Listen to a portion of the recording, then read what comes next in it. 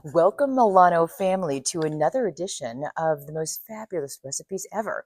We're doing a barbecue beef in the Instapot. It's super simple. It is super delicious, and I can't wait to share it with you. So stay tuned. I'm going to tell you how to do it. All right, so we're going to work on our barbecue beef sandwiches. Super simple. There's a simple way, and we can cheat, and we can just use bottled barbecue sauce. You know, so this one's a really good one. It's a smoky one. I like it. But to make your own barbecue sauce, I'm going to show you how to do it. But we're going to start off with the meat. So we're going to get the meat going in the Instapot, and then we're going to make the sauce. So watch this. This is a big piece of meat. I like to cut them into, about 6 pieces or so. If you see big chunks of fat, you can cut it out. But I like to have a little to make it a little more juicy. Making big, huge chunks. Okay, then we're going to, after I finish cutting, we're going to get a cup of beef broth, and we're going to put it at the bottom of the Instapot. Hold on. I cut off a little fat here. It's a little too much. A little too much fat.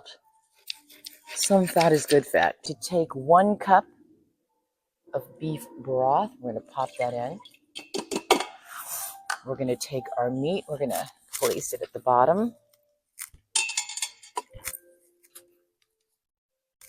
And we're going to let this ride on pressure cook for about an hour.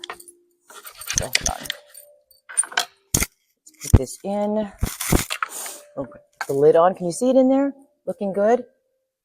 Looks yummy. All right, we're going to close that up.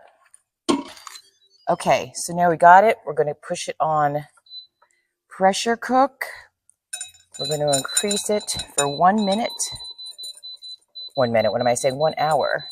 I'll show you my really easy recipe for a barbecue sauce. So about a cup of ketchup we're going to put.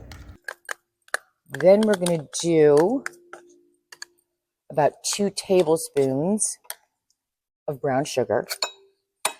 Mix that in. Then we're going to do 2 tablespoons of red wine vinegar. Okay. Then we're going to put in 2 tablespoons of Dijon mustard, or some sort of mustard that has a little kick. I used, actually, super good. It's a horseradish mustard. Oh, so good. We're going to pop this in here. Give it a little kick, a little pizzazz. Okay. Then we have a tablespoon of Worcestershire. Let's keep things tidy. All right, and then last but not least, we're going to put in a half a teaspoon of liquid smoke. Actually, I'm going to put a little bit more. This is the liquid smoke. Give it a little something, something. Let me go for a little more. All right, and let's not forget we have to add a little bit of salt and a little bit of pepper. I think I'm going to add also 2, kind of depends who I'm cooking for, but some red pepper flakes, just a touch, to give it a little something. Maybe let's put in also a little garlic powder. So it's looking good. I have it on. The fragrance is coming. Okay, now we really are going to. And I have it on the steamer closed. We're going to let it go for 1 hour. See you in an hour. Okay, so we had the Instapot going with our shredded beef in there for about an hour. Then I let it rest for 20 minutes, and I let the steam just kind of come out. So this is it. This is the turning point. What happens when I open the Instapot? Let's take a peek. Oh, we did good. Yay! Oh my God, I'm so excited. I was so nervous. Okay, so we're carefully going to take the meat out, and we're going to shred it. So, and then I'm going to discard the liquid that's at the bottom, remember that was the beef broth? Oh my God, it's so shreddable. This is fantastic.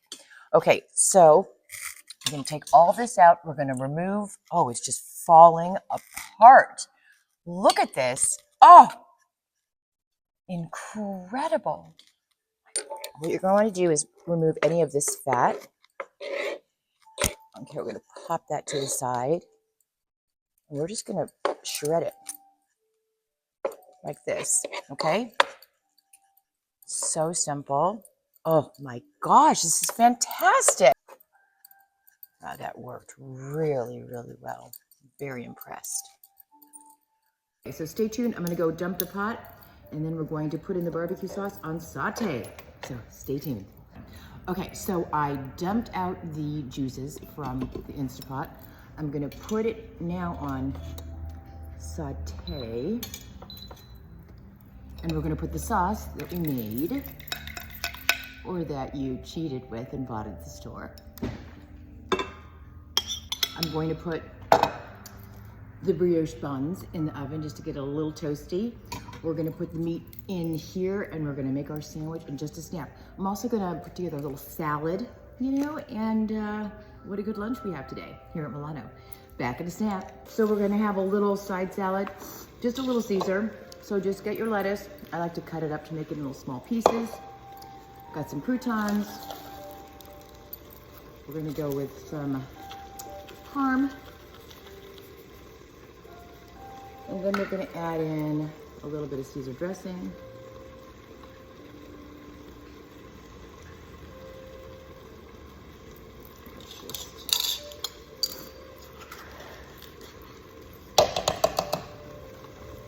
Okay, look at that, looking lovely. Take a little peek. Gorgeous. So we have our well-rounded meal.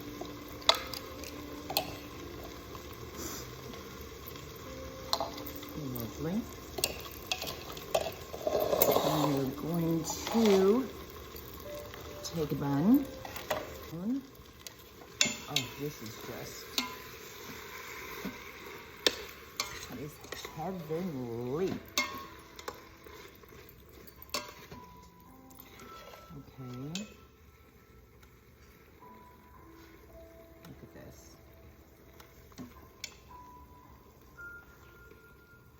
My gosh.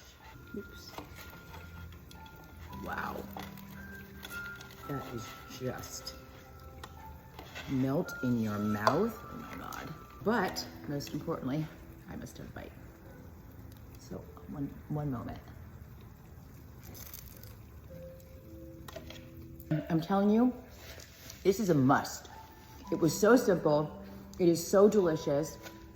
You can just come home from work, pop it in the Instapot, and be done.